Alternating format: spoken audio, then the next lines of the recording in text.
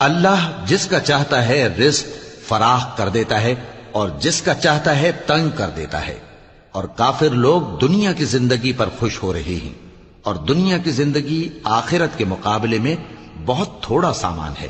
اور کافر کہتے ہیں کہ اس پیغمبر پر اس کے پروردگار کی طرف سے کوئی نشانی کیوں نازل نہیں ہوئی؟ کہہ دو کہ اللہ جسے چاہتا ہے گمراہ کرتا ہے، اور جو اس کی طرف رجوع ہوتا ہے اس کو اپنی طرف کا رستہ دکھاتا ہے، یعنی ان کو جو ایمان لاتے اور جن کے دل اللہ کی یاد سے آرام پاتے ہیں ان کو۔ اور سن رکھو کہ اللہ کی یاد سے ہی دل آرام پاتے ہیں۔